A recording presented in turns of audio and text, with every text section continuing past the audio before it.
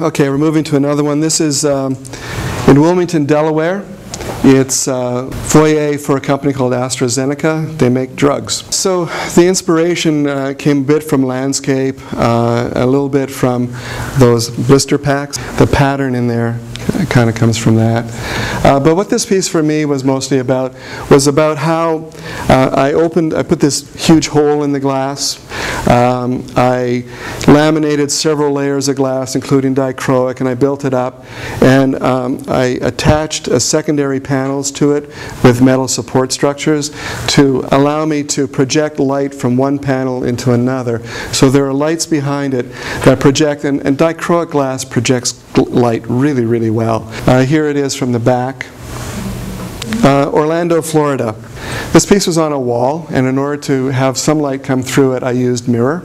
The mirror is not as effective as I would have liked for it to have been, but it still works extremely well to give it some depth and some light.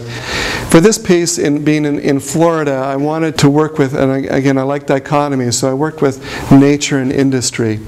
So one of the greatest industries in Florida is NASA, and so I used that as a bit of a reference.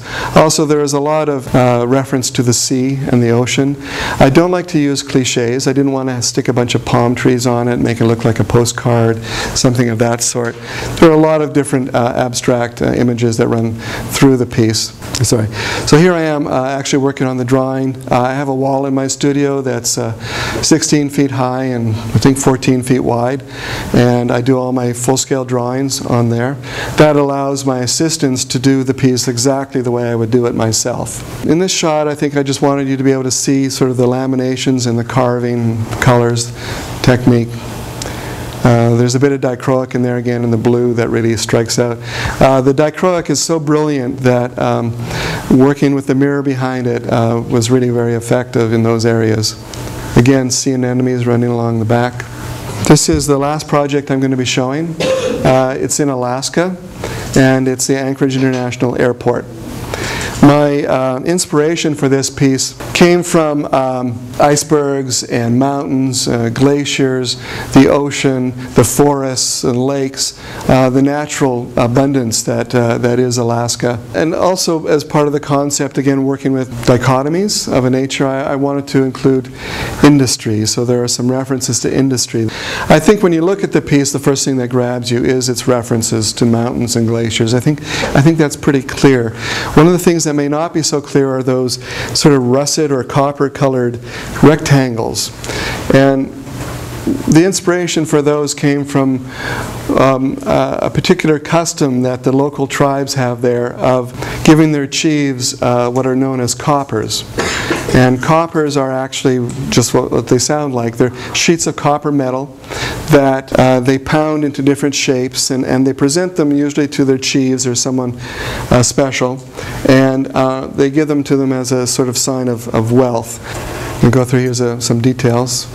There's references to nature again. There's a little bit of the midnight sun creeping up in part of that. And again, these shots I like because they show the translucency. This again is one of those copper areas, and you may notice that there's a pattern of silver in there that kind of looks a little bit like the scales on fish. But when you look at it really closely, you notice that it's actually expanded metal, which is an industrial product that you find pretty much everywhere in the industrialized world. So again, irony, dichotomy. This is from up above, showing a circular area. Now that circle is a bit of an anomaly. It's the only circle in the piece, and it's quite dominant. And it's where the piece really, its real meaning starts to come into play. Now when I first started doing the drawings on this, that original image came from a photograph that I found of a hydro dam. It was this giant cylinder that megatons of water gush through hourly. And I thought it was a very powerful image, and I wanted to use it. And when I started the drawings, that image kind of morphed in my mind, and it transformed, and it started taking on new meanings and new realities. And what it started to become was the engines on the aircraft that were bringing the people into Alaska. There was an irony about Alaska. Most of the people in Alaska came there to escape the industrialized world. And the irony is that in order to be there, they brought the industrialized world with them. So that symbol of the circle that morphs into different things, the symbol is of the aircraft engines that brings the people to Alaska. It also could be the portals on the cruise ships that bring people to Alaska. It could be the tires on the earth-moving machines that change the surface of the land in Alaska. Or it could be the pipeline that takes the oil out of Alaska. Here's another shot of this piece, and I have a few shots of that circle because it's very important to me. And the shapes are these big bolts that were in this original cylinder, a big massive concrete thing that kind of tie it together, but it really looked like part of the motors of engines on aircraft. Here it is from the other side, where you see there are, again, dichroic glass going on, and there's some metallic colors happening. It's all done with carving and laminations again. And to the left side, you'll see an area that's a little bit ambiguous. And it again is it is kind of like a landscape, and the circle becomes like a frame, and within that piece there is an image that could be a snowscape, it could be a seascape or a landscape, but in my mind it's a look into the future, and it's very fuzzy, and I guess it's a kind of reminder that the future is up to the people of Alaska. Here's some more details of the piece. You'll notice that the structural columns are done in aircraft aluminum, and they've got rivets holding the pieces together. This is, again, the area that I pointed out that reflects the midnight sun. This is dichroic glass. Oh, yeah. And this is more like the Northern Lights. Some more details. One of my favorite shots of this piece. I'm going in a little bit closer at a detail, a little bit closer.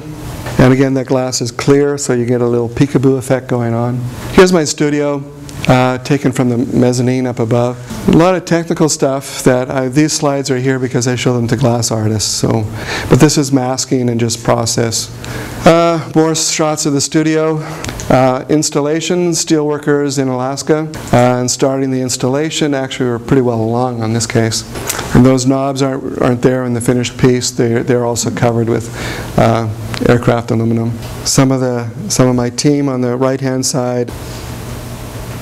To make it, I guess, in production was about 6 months. Installation was 2 months. And from beginning to end, about 4 years. And these were all Alaska guys. You know, they were tremendous. Great team. You know, I love being able to work with people when I go to different places. And these guys were fantastic. This is the last shot. So it's, I guess, just as the sun is going down, and we're putting some of the final touches on the aluminum. And that's it.